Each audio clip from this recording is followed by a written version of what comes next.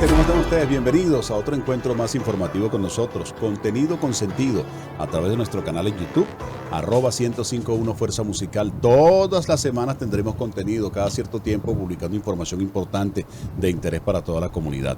Hoy vamos a hablar de un tema interesante en la sociedad de hoy.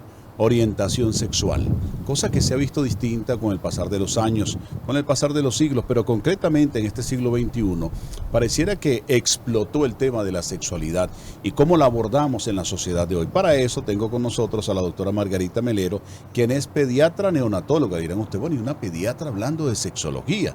Sí, porque vamos a hablar de eso justamente en los niños. Doctora Melero, bienvenida, gracias por estar con nosotros. Bueno, por acá cumpliéndoles la promesa, quedándoles bien a usted, al equipo de producción, a la audiencia, tenemos este tema pendiente, como siempre, tratando como a veces tenemos nuestros propios conocimientos, nuestras teorías, nuestras creencias, pero tenemos conceptos científicos, como siempre, tratando de llevar la ciencia para el conocimiento, para que pueda ser de uso. A los adolescentes, por ejemplo, ahora tocan el tema de la sexualidad en casa. Eso ha cambiado mucho. Antes lo hacían con tíos, con otras personas extrañas. Entonces, qué bueno que cuando ellos nos hablan de estos temas, nosotros podamos tener un conocimiento para asesorar lo mejor que podamos, ¿sí? La doctora Margarita Melero con nosotros nos acompaña para desarrollar justamente ese tema. Y quisiera preguntar, doctora, vamos a ir al inicio del proceso del nacimiento de un ser humano.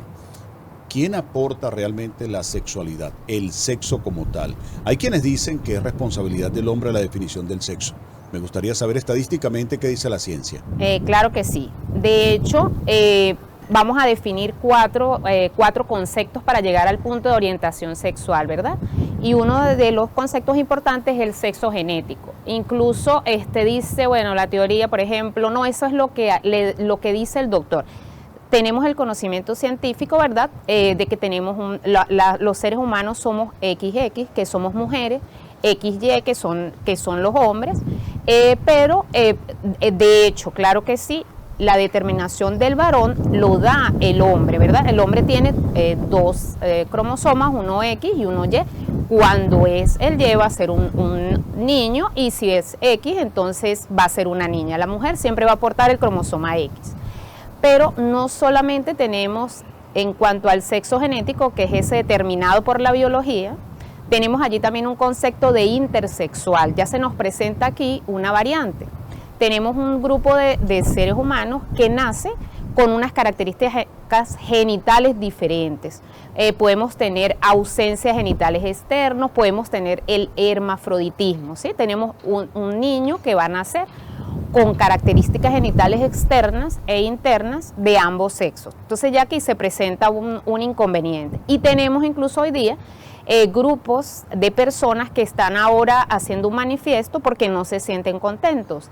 De hecho, por algún tiempo, quien tomaba las decisiones en cuanto a su sexo, lo tomaba sus padres y la parte médica, pero sobre todo era la parte médica quien decidía. Generalmente se orientaba hacia el sexo femenino, ¿sí? Porque es más fácil construir algo vaginal donde pudiera tener actividad sexual. Era más fácil hacer algo como una mujer que hacerlo caballero. Y este ser humano va a recibir tratamiento hormonal, tratamiento psicológico, entonces, pero esos seres humanos ahora son adultos y no se han sentido a gusto, ¿sí? Entonces, en el caso de cuando no hay intersexual, okay. Se llama intersexual, un grupo de seres humanos que se salen de esa variante femenino y masculino y el intersexual. Ok, bueno, estamos hablando de esto porque uno revisa la historia, por ejemplo, los grandes emperadores, los grandes reyes, los grandes gobiernos del planeta, siempre se buscaba que el poder caía en cabeza de hombre. Y por eso decían siempre que la planificación sexual era obligatorio tener varón. Se tenía la hembra y era, Dios mío, la desgracia para la corona. Inclusive hoy todavía pasa así. Sí. Hace poco acaba de fallecer una reina, bueno, la más longeva en la historia que hemos tenido. Y dice que ya comenzó a respetarse el tema hereditario del reinado en cabeza de hombre. Por eso decimos el tema de la importancia de la sexualidad. Pero hoy vamos a hablar del tema de la sexualidad visto de otro punto de vista. Vamos a abordar ya punto por punto porque es un tema muy extenso. Hablemos primeramente del sexo genético. ¿Cómo no? ¿Cómo es el sexo genético? Y comentamos esto porque yo hace poco veía una publicación que daba el presidente de Rusia, Vladimir Putin, que él decía que ellos no tienen problema con la liberación sexual. Se acusa mucho a Rusia de que se castiga la homosexualidad. Y él decía, yo no tengo problema que la gente tenga la orientación que tenga, pero que no me comiencen en los colegios, en la adolescencia, a sembrarles valores distintos. No es mentira, doctora, que hoy en día la gran industria cinematográfica nos ha cambiado los valores sexuales y ha comenzado a dejar entrever, inclusive en series tiras cómicas, otros conceptos sexuales que han ido afectando a la población. En series no solamente tiras cómicas, series juveniles pasa exactamente lo mismo, donde ya vemos el tema sexual del intercambio de sexos, las relaciones distintas, no tradicionales, como algo normal. Sí, claro. Y eso es lo que queremos abordar hoy. Claro, eso es importante. El porcentaje de seres humanos desde Mesopotamia, de 1700 años antes de Cristo, ya hay definiciones de que el ser humano tenía orientaciones diferentes, ¿verdad? ¿Qué es lo que ha cambiado? La aceptación. Por ejemplo, incluso la distribución de las personas que son LGBT está hasta por países. Por ejemplo, Rusia tiene el 8%, pero por ejemplo Brasil, su población es de 15%, o sea, hay países donde son más tolerantes, ¿sí? Por ejemplo, Perú tiene 4%. De repente, entonces, allí a lo mejor las personas que tienen diferente orientación sexual probablemente se desplazan a otros lugares. España, por ejemplo, está primero, la que más tiene es Brasil, luego está Alemania, ¿sí? Rusia está más o menos como en el intermedio. Entonces, porque también tenemos a veces el comportamiento, a veces tenemos como una idea del gobierno, pero cómo lo toma la población realmente. Aceptan a esa persona que tiene diferente orientación sexual o esa persona recibe desde el punto de vista social maltratos, vejaciones, a veces hasta heridos, ¿sí? Maltratados. Pero es importante, me parece que cuando hablamos lo que vemos en la televisión, está habiendo algo que no me parece tan malo. Sí, siempre el punto de la sexualidad es algo delicado, pero están haciendo como una educación, ¿sí? Por ejemplo, pasa mucho lo que es en pareja, el sexo oral, ¿sí? Entre el hombre y la mujer. No sé si se han dado cuenta de eso. Me parece que están haciendo, por mucho tiempo nos hicieron daño y los sexólogos lo repiten mucho. Siempre nos pasaba en el momento donde el hombre y la mujer tenían la relación sexual y terminaban, ¿verdad? O tenían su orgasmo al mismo momento. Okay. Hombre y mujer, y entonces en la práctica, ¿verdad? Muchas veces el mejor amante, el francés, el italiano, es porque a lo mejor realiza un sexo oral con su pareja. Entonces, eso no me parece del todo malo, me parece que hay que vigilar qué tanto ven nuestros jóvenes, porque no es igual a lo mejor personas adultas, veamos ese tipo de información, a pues unos niños, ¿sí? Que tengan demasiado contenido, porque es verdad, por ejemplo, bueno, España ellos son bastante como... tienen una sociedad bastante liberal en cuanto a la parte de la sexología, ¿verdad? Lo malo es el adoctrinamiento, que eso lo estamos viendo. Tema, exacto. Estamos notando, y lo dicen los psicólogos, nosotros los pediatras, de hecho nos dicen que habemos pediatras que nos gustan los adolescentes, los expertos, los especialistas en adolescentes dicen, si usted es pediatra, pero usted no se siente cómodo con el adolescente, mejor no lo vea, no lo trate. Pero yo siempre he tratado con adolescentes, ¿sí? Y me gusta ese grupo del adolescente, entonces me siento muy cómoda. Por eso todos estos temas son muy interesantes, porque incluso las primeras personas que tocan es al pediatra, ¿sí? Entonces la familia muchas veces llega con alguna preocupación y nosotros somos los que hemos visto a ese niño durante mucho tiempo, vamos a tener más confianza. Entonces por eso es que nosotros estamos involucrados en estos temas, ¿verdad? Y la orientación sexual se inicia en la adolescencia con todas estas relaciones sexuales. Estamos conversando con la doctora Margarita Melero, pediatra neonatóloga, sobre el tema de orientación sexual, y me lleva a preguntarle, doctora, justamente lo que dijo ahorita, ¿a qué edad comienza la consulta? ¿Cuándo comienza la curiosidad por el niño? Porque, por ejemplo, era un escándalo ver a un niño de 4, 5, 6, 7, 8 años que estuviera jugando, en el caso del varón, con su pene. Era un escándalo familiar. Sí. Y hay personas que tienen quizás una cultura o un deseo sexual o una curiosidad sexual más aventajada que otro, más adelantado que otro, en niños, en adolescentes. ¿A qué edad comienza esa consulta? Más o menos como a los 3 años, es un momento donde el niño... yo le explico que es como chuparse el dedo, ¿sí? Va a tener muchas veces cuando se siente solito, cuando siente ansiedad, hace a veces que si se toca la orejita o se chupa el dedito, y muchos niños tienden a, si están con ropa que les permita tocarse, se tocan sus genitales. Ellos van a sentir cierto placer, no es un placer erótico, ¿sí? Por eso siempre hay que ver el contexto, porque a veces entonces ya es una violación, eso lo vieron, se lo hicieron. No, lo primero, siempre tenemos una principal causa de lo que está sucediendo. Entonces, calmar a la familia, porque a veces se hace todo un problema familiar, ¿sí? Entonces, de explicarle a esas personas que el niño va a sentir, allí va a sentir una estimulación nerviosa, va a haber una congestión de sangre, y él no sabe que es algo malo, ¿sí? De hecho, hay que tomarlo con naturalidad, no hacer mucho como alarde de la situación, porque el niño, si ve que causa atención, así sea una atención negativa, si lo regañemos, lo va a hacer mucho. Entonces, buscar una ropa que él no pueda tocarse, ¿sí? Es lo que se indica. Ok, vamos entonces a entrar ya en materia, el sexo genético. Ajá. Vamos a esa primera parte, el sexo genético. ¿Cómo definimos el sexo genético? Es el que está dado por la biología, ¿sí? Okay. Y tenemos al masculino, al femenino y al intersexual, que es ese grupo que hablamos que nace con genitales diferentes. Ok, cuando decimos, me disculpa pedir la aclaratoria, ¿qué hablamos o qué definimos como genitales diferentes? Genitales que pueden ser no estar, ¿sí? A veces tenemos pacientes que nacen la ausencia de genitales. O dobles genitales. Ahí entra el hermafrodita. Okay. El niño que tiene genitales externos e internos, porque se estudian, a veces tienen ovarios, testículos, a veces podemos tener combinaciones, ¿sí? Entonces tiene de los dos sexos. Estadísticamente hablando, esos episodios de este tipo de este tercer tipo de sexo genético en la población, ¿cuánto existe? Más o menos como un 1 o 2%. Ok, es bastante reducido en la población. Sí, exactamente. La mayoría van a ser masculinos o femeninos. Ahora vamos con el tema rol de género. Ya hablamos del sexo genético, el otro es rol de género. Sí. El rol de género es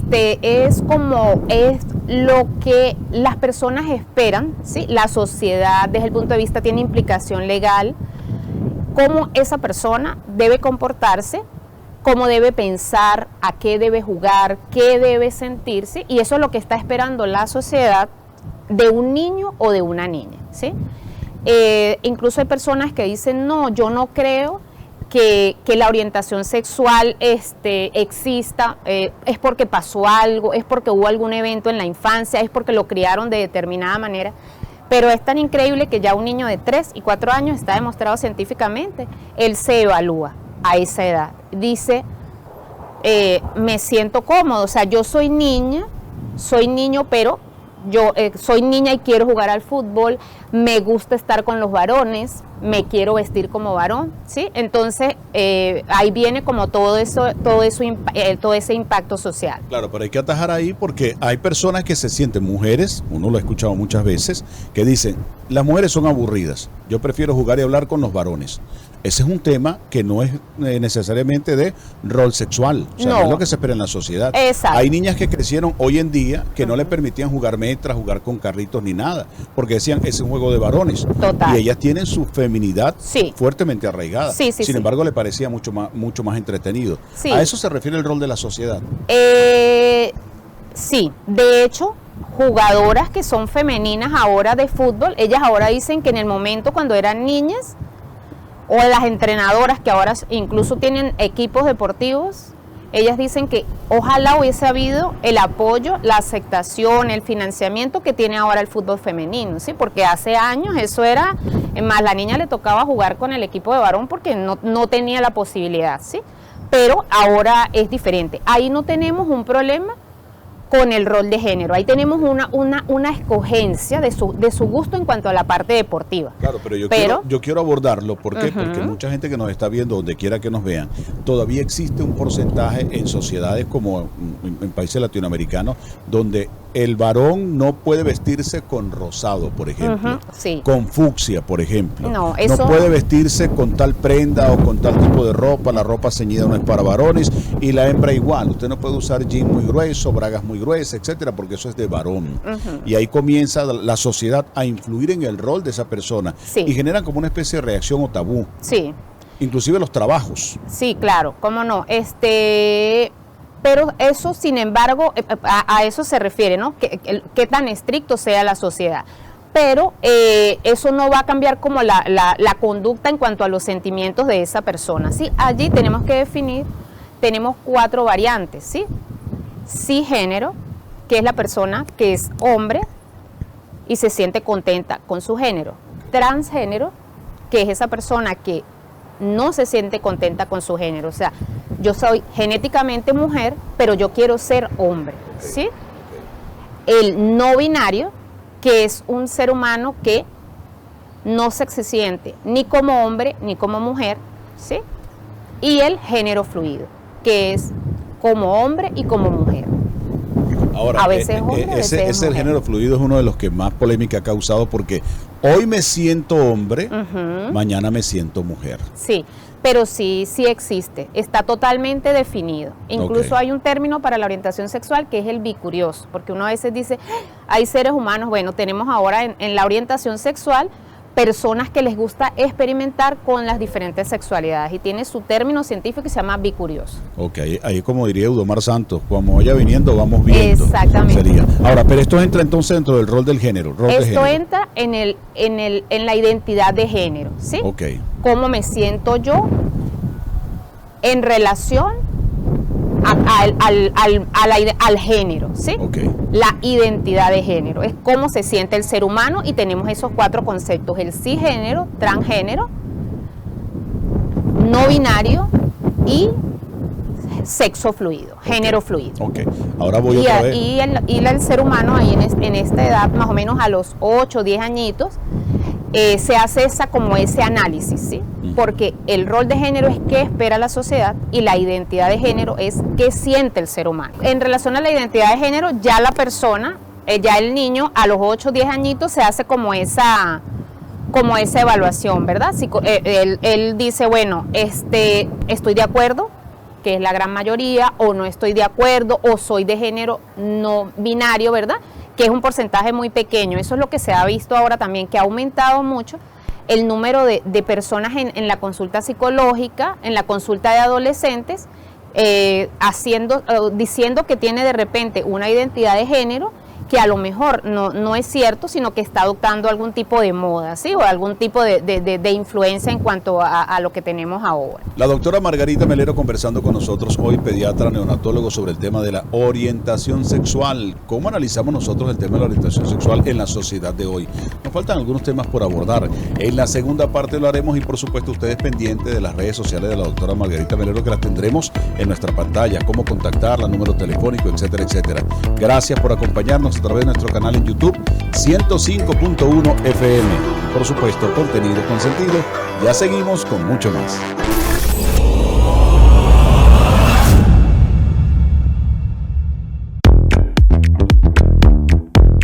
Bueno amigos, seguimos con la segunda parte hoy en Contenido con Sentido, conversando con la doctora Margarita Melero, pediatra neonatóloga, sobre identidad sexual. Hemos hablado del sexo genético con el que nacemos, el rol de género, el rol sexual y por supuesto la identidad de género. Pero nos queda un tema que es importante también analizarlo. Vamos a hablar en esta segunda parte también del papel de la sociedad, el papel cultural, el papel del grupo, del entorno, las amistades y las redes sociales. Vamos entonces con el cuarto punto, mi doctora.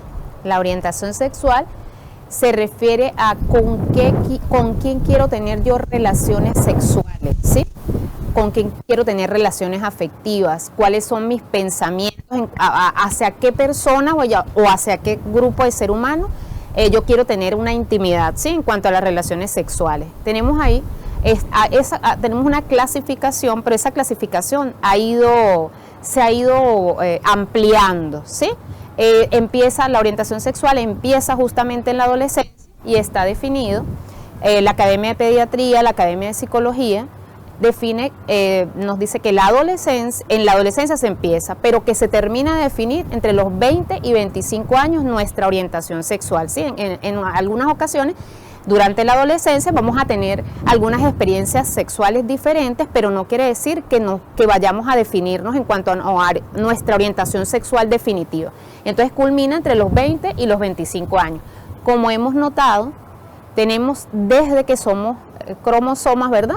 Ya tenemos allí toda la parte de la sexualidad, luego nuestro sexo genético. A los 3 años ya un individuo se hace su primera evaluación en cuanto a su parte de la sexualidad, a los 8, 10 añitos, y ya llega la adolescencia. Entonces vamos a ver con quién yo quiero tener todas esas relaciones afectivas y físicas, ¿sí? Entonces, por ejemplo, tenemos hoy día una clasificación un poquito amplia, engloba 15 ítems, vamos a hacerlos de manera bastante práctica, ¿verdad? Es importante también no etiquetar a las personas. Desde el punto de vista psicológico, es importante que si una persona se hace llamar de determinado modo en cuanto a su orientación sexual, es una manera respetuosa tratarlo con ese tipo de nombre que está usando, ¿sí? Entonces, por ejemplo, tenemos el gay, que es un homosexual, es un hombre que le atraen las personas, le atraen los hombres, ¿verdad? Las lesbianas son mujeres que les atraen mujeres, ¿verdad? Tenemos las personas que se llaman queer, que son un ser humano que no tiene una definición no está orientado por ningún tipo de otro ser humano, ¿sí? Sino que es variable, se cuestiona. El bisexual, que es una persona que quiere tener intimidad sexual, intimidad afectiva con hombre y con mujer. Tenemos el asexual, que es el 1% de la población, no quiere tener ningún tipo de intimidad sexual. Tenemos el aromántico, que es una persona que no quiere tener ni siquiera relaciones afectivas con otra persona. Tenemos el ginosexual, que es una persona que se siente atraída por alguien que luzca de manera femenina. Entonces, de repente, esa persona va a tener, le va a gustar una mujer, pero también le puede gustar una lesbiana, ¿sí? Okay. Tenemos el ginosexual, tenemos el androsexual. El androsexual se va a sentir atraído por hombres o personas que luzcan de aspecto varonil. Entonces, de repente, una mujer con rasgos masculinos, rasgos varoniles. Exactamente. Entonces, gino es femenino y andro con toda la parte masculina. Entonces, de repente puede ser una persona que sea gay o un hombre, pero que tenga aspectos masculinos, ¿sí? Tenemos el dinosexual, que es una persona que tiene que tener una relación afectiva muy importante para poder tener una intimidad, ¿sí? Demisexual. Tenemos el poliamor, que aunque suena chistoso, es una clasificación científica. El poliamoroso es la persona que tiene unas relaciones sexuales de manera amplia, con parejas, hablan, viven en los mismos lugares, tienen pequeñas reglas básicas de convivencia, pero es su manera de vivir la sexualidad, ¿sí? E incluso a veces puede estar personas que son monógamas en esas relaciones de poliamor. Hay uno que se llama escoliosexual, que es un ser humano que siente atracción por personas no binarias. Tenemos el pansexual, que tiene atracción sexual por cualquier persona sin tener ningún tipo de conciencia en cuanto al género. Y el omnisexual, que es una persona que quiere tener relaciones sexuales, relaciones afectivas con cualquier tipo de persona, pero con conciencia en cuanto al género. Entonces, la clasificación antes era más pequeña, ahora esta es la última clasificación que tenemos. Entonces, aquí abarca las personas en cuanto a sus orientaciones de cómo quieren tener la sexualidad con otras personas. Doctora Melero, yo le agradezco a usted que no se le ocurra hacerme un examen de los conceptos que acaba de desarrollar, porque yo le aseguro que voy a salir reprobado. Hablamos de una serie de características. Ahora le pregunto, esto que hablamos hoy, lo que está diciéndonos ahorita, ¿se refiere a esas siglas LGBTQ y etcétera, etcétera, plus? Eso es el grupo, cómo se hace llamar, ¿sí? Pero esta es la clasificación científica, psicológica, de la orientación sexual. Y voy justamente a eso. ¿Qué sustento? Por ejemplo, el CUR. ¿Qué sustento psicológico tenemos? El sustento psicológico y científico. O sea, no es que yo decido meterme en ese grupo, sino que no. Se ha estudiado y se ha analizado. Exactamente. Usted está aquí. Exactamente. Por ejemplo, las lesbianas y los gays son el 2%. Okay. Hay personas que dicen, ahora yo veo que tenemos más personas. De repente ahora, antes incluso ese término está desde el punto de vista psicológico, salió del closet. Antes de repente una persona vivía una vida falsa y de repente en la adultez decidía hablar de que no tienes esa orientación sexual, ¿verdad? De repente ahora tenemos más aceptación y entonces vamos a notar que ese ser humano desde adolescente, desde más joven, pues se va a expresar de una manera más libre y sobre todo si vive en una sociedad donde eso se permite, como sea su familia, como sea su entorno, como sea sus experiencias en cuanto a la productividad de otras personas, lo positivo que haya sido, de las experiencias que tengan en relación a ese tipo de orientación sexual. En estos conceptos que nos da la doctora Margarita Melero, ¿dónde entra esa situación de él, ella, ellas? ¿No tiene nada que ver con eso? Del no binario, eso es. Él es él, ella es ella, no, él es ella. Ajá. O esta persona es ella. Ese es el no binario, esa es identidad de género, cómo se siente la persona. Por eso no podemos nosotros decirle a otra persona, usted es no binario. Okay. Un padre, decir, mi hijo es no binario, mi hijo es un ella. No, eso lo decide el individuo, ¿sí? Eso se llama identidad de género y el ser humano lo manifiesta entre las niñas a los 8 o 9 años y los varones entre los 10 y 11 años. Pero estamos hablando, nos decía ahorita, lo que entendí es que eso comienza a esa edad, pero ya a los 20, 25 años ya se ha confirmado. Ajá. ¿Puede ser que salga de esa etapa? Sí, claro. De hecho, se considera psicológicamente que la orientación sexual es algo que puede ser fluido, ¿sí? Por ejemplo, hay mujeres que tuvieron malas experiencias con hombres y de repente deciden tener una pareja ahora lesbiana porque esa persona es más atenta, es más cariñosa, es más afectiva.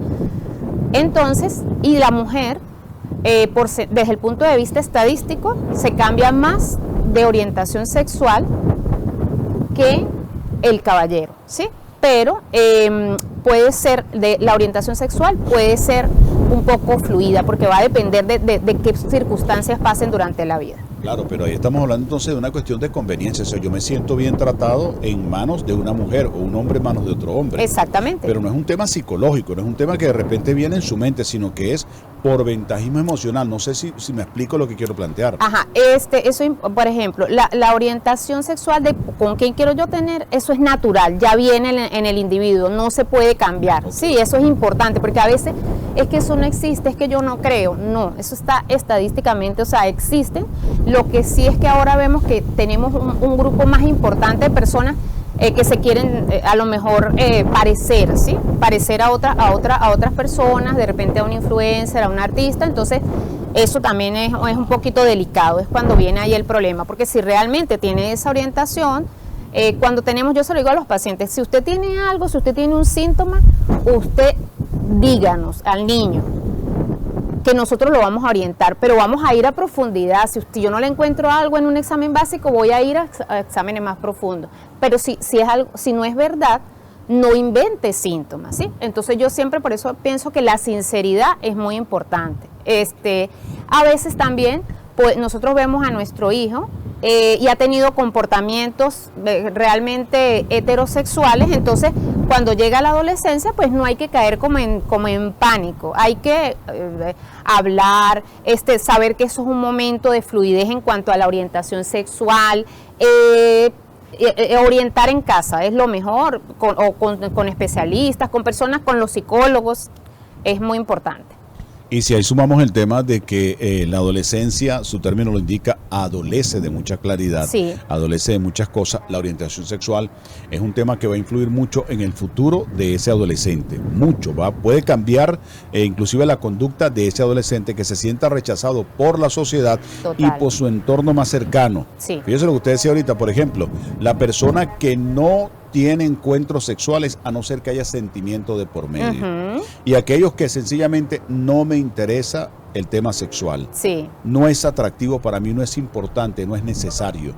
el poliamor, por ejemplo, que es una tendencia nueva, Sí. que aun cuando una persona sea heterosexual, según entendemos, Sí. puede estar metida en poliamor, Sí, pero que requiere un consentimiento. exacto. Ahora, el papel de la sociedad, ¿cómo entra en esto? O sea, ¿cómo hacemos, y la estadística que ustedes manejan o en consulta, cómo ven ustedes que la sociedad va entendiendo o va aceptando o va asumiendo estos cambios? Que siempre existieron, ojo, Sí. porque esto no es nuevo, siempre Claro, existió. exactamente. Inclusive, mira, grandes conquistadores, oye, Alejandro Magno tenía conductas homosexuales, pero es Sí. que en ese entonces se veía normal. Sí. En el Imperio Romano ni hablar. Hoy en día decimos, no, que eran bacanales. No, eso era normal en esa, Sí. en esa sociedad. Y hoy en día se ha ido normalizando. ¿Cómo lo ven las familias en la actualidad?